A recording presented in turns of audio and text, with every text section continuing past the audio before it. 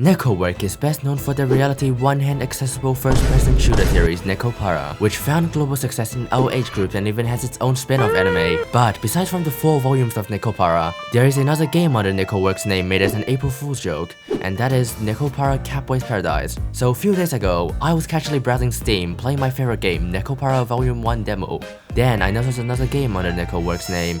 It was free, so out of curiosity, I installed it and oh boy I was surprised. Nekopara Catboy's Paradise is definitely one of the games that exist. And in this rendition of Dante's Inferno, you play as a mute crippled women and date 4 uniquely quirky catboys which all have unique quirks. In Neck Myself and Shoot the Paramedics, the main attraction is very sort of cat girls. I mean catboys, and I'll give you a rough rundown of their characters to better help you understand the story. There is a fanboy takoyaki looking ass who claims he watches JoJo for the plot.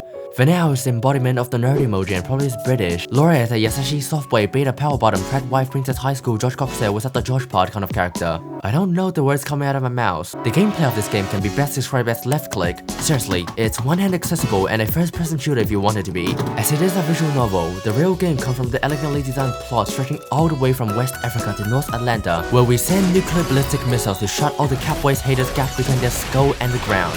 This game is more entertaining than fun. So to make it fun, I recommend inviting 3 of your friends to each pick a character to liven up the game. Unfortunately for me, I play Genshin Impact, so knowing how I would have any friends, so I just artificially generated some friends for myself. I work in the kitchen. Jimmy Sage and the mistress can handle the fruits. You're doing great with the customer service deal. No one fucking asked. Can you speak a little bit not so loud? I'm tired. Yeah, the woman seems does a little tense. Maybe because it's late. That's my line, not shit. Huh? That's my line. You're right. Yeah, The woman does zoom in. it's my line. He's not. What? You're not saying. Yeah, the woman does zoom in. Is talking to myself a symptom of schizophrenia? If you're under the situation of being kidnapped by a local neo-Nazi dog boy supremacist, I will summarize the plot for you as a final farewell gift to a short and pathetic life. Oh right, there is spoilers ahead if you really care, but do not fear. You'll know less about the plot coming out than what you originally know, so it should be fine. So, from the beginning of time, I assume a brave soul had sexual intercourse with a cat, and then cat girls and catboys were born. I wonder if cat people race war was a thing, but anyhow. These 4 BTS boy band looking fellas are fresh out of college and have a long life of paying back their college loans to live for, so they desperately look for a new master to serve.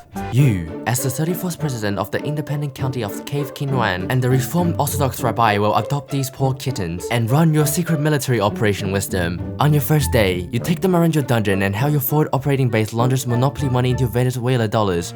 As a full libertarian leftist county, we give the freedom to our slave catboys to choose their own rooms. And after that's settled, time for us to bedtime, where Laura just commits sexual assault and climbs into your bed. Nothing actually happened. They didn't make an 18+ DLC for this game. Shame. Getting spooked by the hot single catboys in your area, we get out of there and we encounter a wild Fanal. And like the nerd he is studying how to run this cafe because apparently there is a safety protocol when it comes to operating a LGM-35 Sentinel intercontinental ballistic missile which has the range of 7,500 kilometers with a full loaded warhead. What a nerd. So naturally, you went back to your room and hit the bed. When dawn broke next day, you went downstairs and Sage is cooking. You sit down with the catboys to have breakfast and discuss their fare of foods. Dale doesn't like raw fish because he's a cat and that's ironic and that's funny and that's really quirky. Sage can't eat hot food. Vanel eats everything. That's actually a lie. Play the game yourself and you'll know what I'm talking about. And Loria doesn't eat anything spicy like a normal person. Oh yeah, you. You don't speak during this whole conversation because you exist without an entity, so naturally you can't digest any food. Then you and the boys start preparing for the cafe's first day, and bada bing bada boom, after few dialogue exchanges and the quirked up white boy busting it down, here on out, we get the only interactable element in the entire game aside from the uninstall button. You get to choose which catboy you wanna have an intimate camaraderie with. Seeing as they aren't very long, I might just briefly go through one of them with you. The start of Laura's questline features a child coming to the store and demanding toys with the meal like this is a fucking McDonald's. Obviously, we don't have any toys except all the military equipment we have to declare nuclear warfare against all the VTubers. In a pinch, Laura came in clutch and folded a crown with tissues, giving the child the Burger King trademark experience.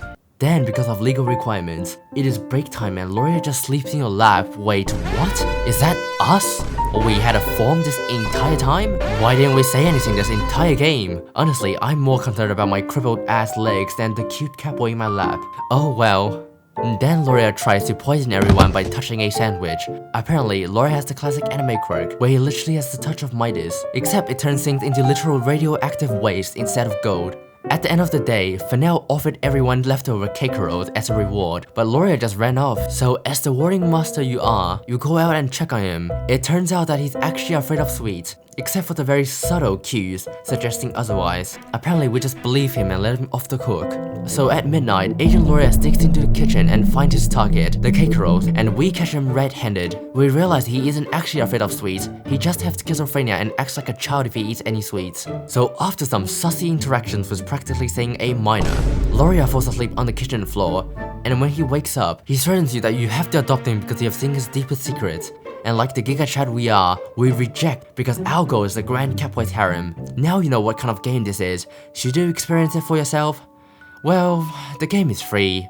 I guess, why not? So go ahead, I'm not stopping you. I would like to thank... Oh yeah, no one pays me. Anyways, if you'd like to support me, run over that subscribe button with your Honda Civic.